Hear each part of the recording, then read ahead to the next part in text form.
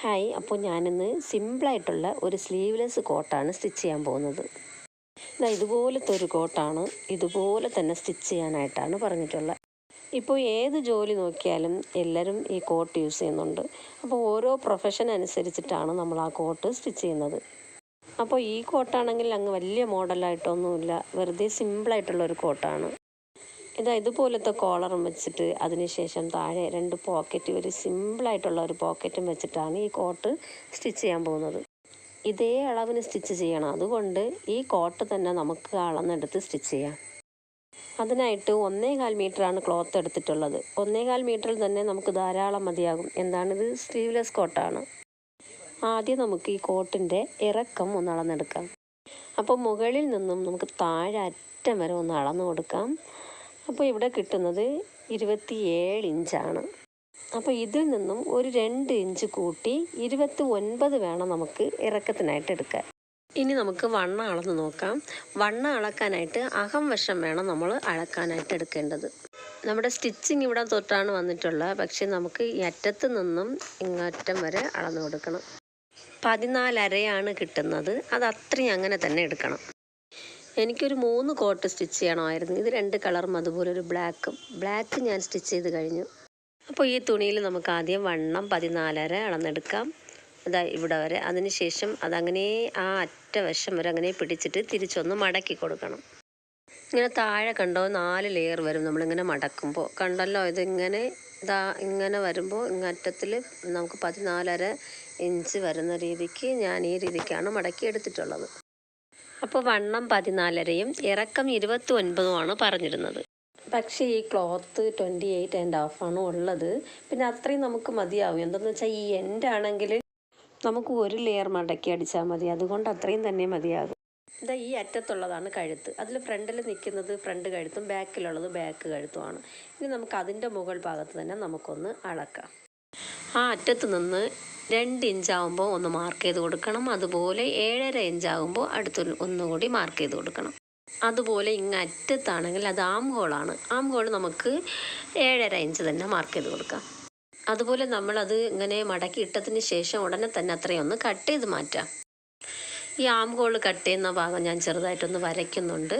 നിങ്ങൾക്ക് മനസ്സിലാകാൻ വേണ്ടിയിട്ടാണ് ഞാൻ ഈ വരയ്ക്കുന്നത്. അതുപോലെ നമുക്ക് കഴുത്തിൻ്റെ ഭാഗം ഒന്ന് മാർക്ക് ചെയ്ത് കൊടുക്കാം.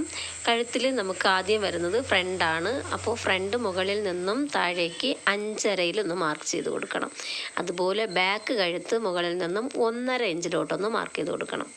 അതെങ്ങനെ കട്ട് ചെയ്യണമെന്നുള്ളത് ഞാനൊന്ന് ചെറുതായിട്ട് വരച്ച് കാണിച്ചു തരുന്നു. അതേ മോഡലിൽ നിങ്ങളങ്ങ് കട്ട് ചെയ്ത് കൊടുത്താൽ മതി. കോട്ടിന് നമ്മൾ ഇങ്ങനെയാണ് കട്ട് ചെയ്യുന്നത്. ഇങ്ങനെ വരച്ചതിന് ശേഷം അതിൻ്റെ മുകളിൽ കൂടി ഒന്ന് നമുക്ക് കട്ട് ചെയ്ത് മാറ്റാം. ഈ ഭാഗം വരെയാണ് നമ്മുടെ കോളർ വരുന്നത്. അതാണ് നമ്മൾ ഈ മോഡലിലങ്ങ് കട്ട് ചെയ്ത് കൊടുത്തത്. ഇതങ്ങ് അറ്റം വരെ ഒന്ന് കട്ട് ചെയ്ത് വിടാം. അതിനുശേഷം ബാക്ക് സൈഡ് എങ്ങനെയാണ് കട്ട് ചെയ്യേണ്ടതെന്നും ഞാൻ ആദ്യം ഒന്ന് വരച്ച് കാണിച്ചു തരാം. ഇതിൻ്റെ മുകൾ ഭാഗത്ത് നമുക്ക് ചെറുതായിട്ടൊന്ന് മടക്കി അടിക്കേണ്ടതുണ്ട്. അതുകൊണ്ട് മുകളിൽ ഇങ്ങനെ സ്ട്രൈറ്റാണ് വരച്ചതിന് ശേഷം പിന്നെ ഇങ്ങനെ ഒന്ന് വരച്ചാൽ മതിയാവും. ഇനി അതിൻ്റെ പുറത്തു കൂടി നമുക്കൊന്ന് കട്ട് ചെയ്തെടുക്കാം. ഇനി നമുക്ക് ആം ഹോൾ ഒന്ന് കട്ട് ചെയ്ത് മാറ്റാം. ഇനി നമുക്ക് ഈ ഫ്രണ്ട് വശം ഒന്ന് ഓപ്പൺ ചെയ്ത് വിടാം. ബാക്ക് സൈഡ് ഒന്നും പിടിച്ച് വെച്ച് കട്ട് ചെയ്യാനേ പാടില്ല. ഫ്രണ്ടിലുള്ളത് മാത്രം തന്നെ നമുക്കൊന്ന് കട്ട് ചെയ്ത് ഓപ്പൺ ചെയ്ത് വിട്ടോളാം. ഇനി നമുക്ക് കോളർ കട്ട് ചെയ്യാനായിട്ട് ഈ കോളർ ഒന്ന് അളന്ന് കൊടുക്കാം. ഈ മുകൾ ഭാഗത്ത് 14.25 കിട്ടുന്നത്. നമുക്കത് 15.5 എടുക്കാം. ഇറക്കം 2.5 ഉള്ളത്. നമുക്കൊന്ന് 1/2 ഇഞ്ച് കൂടെ കൂട്ടി 3 നമുക്ക് കട്ട് ചെയ്യാം. ഈ കോളറിൻ്റെ സെൻറ്റർ ഭാഗം കുറച്ച് ഇറങ്ങിയാണ് വരുന്നത്. അപ്പോൾ അവിടെ നമുക്കൊന്ന് അളന്ന് നോക്കാം. ഇവിടെ നമുക്ക് 3.5 കിട്ടുന്നത്. ഇവിടെ നമുക്ക് 1/2 ഇഞ്ച് കൂട്ടി 4 തന്നെ കട്ട് ചെയ്യാം.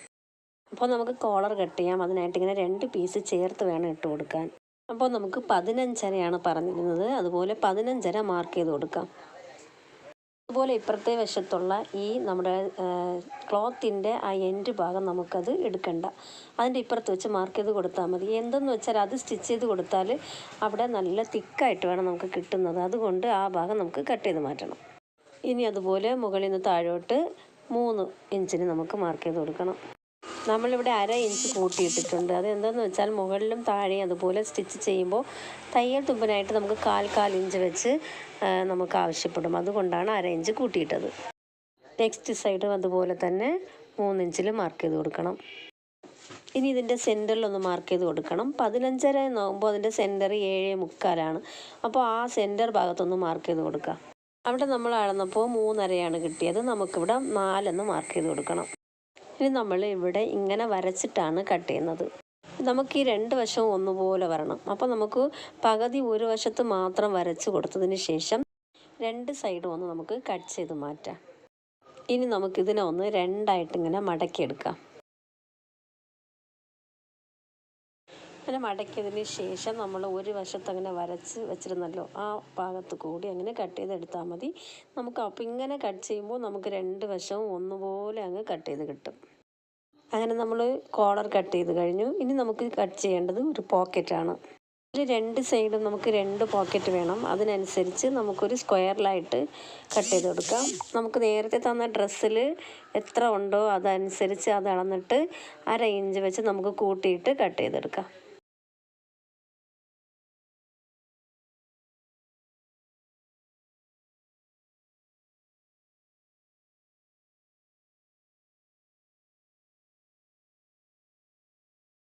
അങ്ങനെ നമ്മൾ 2 പോക്കറ്റും കട്ട് ചെയ്ത് കഴിഞ്ഞിട്ടുണ്ട്.